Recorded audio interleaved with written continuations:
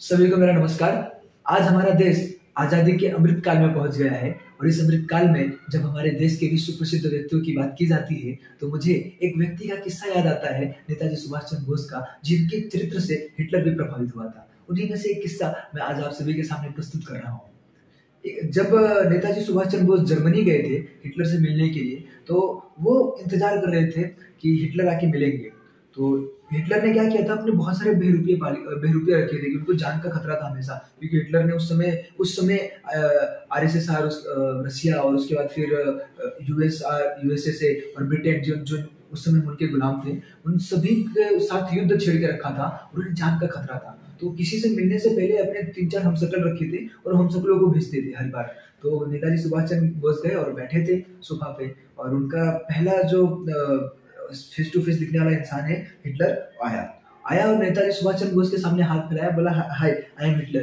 नेताजी सुभाष चंद्र बोस ने बोला कि आप हिटलर नहीं है, आप जाइए हिटलर से कहिए कि बोस आए हैं इंडिया से आपसे मिलने के लिए। फिर वो गए और फिर दूसरा आया, वहाँ के जो सैनिक थे वो सैल्यूट कर रहे और हंगामा हो गया कि हिटलर आया, हिटलर आया, हिटलर आया। हिटलर की ना जर्मनी बहुत दहशत थी, तो निकलते थे तो लोग डर जाते थे। तो निकले तो फिर वो आए और बोले हाय आई एम हिटलर। तो नेताजी सुभाष चंद्र बोस ने बोला मैं सुभाष चंद्र बोस हूँ, लेकिन आप हिटलर नहीं है, जाइए और हिटलर को भेजिए। तो हिटलर ने कैमरा लगाया था और देख रहा था, वो ऑब्जर्व कर रहा था सब चीजें। वो देख रहा है कि ये इंसान मैं जितनी बार भेज रहा हूँ उतनी बार पहचान ले रहा है। फिर हिटलर खुद आए और खड़े हुए। नेताजी सुभाष चंद्र बोस ने उन्हें देखा ऊपर से नीचे तक और खड़े हुए, बोले मैं सुभाष चंद्र बोस हूँ, भारत से आया हूँ, आपसे एक मदद चाहता हूँ। हिटलर ने बोला आप सबसे पहले वो छोड़िए, आप सबसे पहले ये बताइए कि आपने पहचाना कैसे मुझे। तो उन्होंने कहा कि एक इंसान की शक्लें एक जैसी हो सकती हैं, किंतु पर्सनालिटी में फर्क आ जाता है कि आपकी पर्सनालिटी वैसी है कि आप किसी के सामने झुकेंगे नहीं, किंतु आपके जो हमशक्ल आ रहे थे वो सबसे पहले आते थे और मेरे सामने हाथ फैला देते थे। इस वजह से मैं पहचान जाता था कि हिटलर कभी ऐसा नहीं करेंगे। जितना आपके बारे में पढ़ा है, सुना है, ये बात नेताजी सुभाष चंद्र बोस ने कही। तो हिटलर ने भी पूछा आप चाहते क्या हो, आप आए क्यों हो, भारत से यहाँ तक आए क्यों हो। तो उन्होंने कहा कि ब्रिटेन ने इंडिया के कुछ सैनिक लाए हैं आपसे लड़ने के लिए, और उन सैनिकों को आपने बंदी बना के रखा हुआ है, तो उन सैनिकों की आज़ादी चाहता हूँ। बोले क्यों चाहते हो आज़ादी। तो कहें उन सैनिकों को मैं फिर से ब्रिटेन के खिलाफ लड़ाना चाहता हूँ।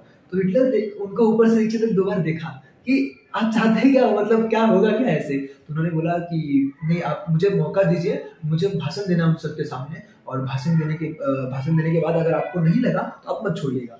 तो उन्होंने हिटलर ने मान गए और लेके गए नेताजी सुभाष चंद्र बोस को। और नेताजी सुभाष चंद्र बोस ने कविताओं के जरिए और इतना अच्छा भाषण दिया कि सब सैनिक अपने तलवार और हाथ में लेकर खड़े हो गए कि आप बोलिए, हम सर काटने को रेडी हैं और देश की आज़ादी के लिए लड़ने के लिए रेडी हैं। और ये सुन के हिटलर प्रभावित हुआ। हिटलर कहा कि एक काम कीजिए, इनके पास ट्रेनिंग के अभाव है, इनको ट्रेनिंग नहीं मिला है। तो वहां से उन्होंने उन सैनिकों को सबमरीन के जरिए जापान में भेजा और बोला जापान को बोला कि ट्रेनिंग दीजिए। उस समय जापान, इटली और जर्मनी इनकी संधि थी। तो जापान ने सैनिकों को ट्रेनिंग दिया और उन सैनिकों को ट्रेनिंग करके उनको रहने के लिए अंडमान और निकोबार द्वीप हमें गिफ्ट में दिया था नेताजी सुभाष चंद्र की वजह से। और उसी समय नेताजी सुभाष चंद्र बोस ने भारत को स्वतंत्र घोषित कर दिया था, किंतु ब्रिटेन गवर्नमेंट ने माना नहीं था। और उसी समय नेताजी ने महात्मा गांधी को राष्ट्रपिता का संबोधित किया था, और उसके बाद से महात्मा गांधी राष्ट्रपिता हो गए। उम्मीद करता हूं आप सबको स्टोरी अच्छी लगी होगी, और स्टोरी अच्छी लगी है तो इस चैनल को लाइक भी कर दीजिएगा। और अगर आपको ऐसा और सारे वीडियो चाहिए तो चैनल को सब्सक्राइब भी कर दीजिएगा।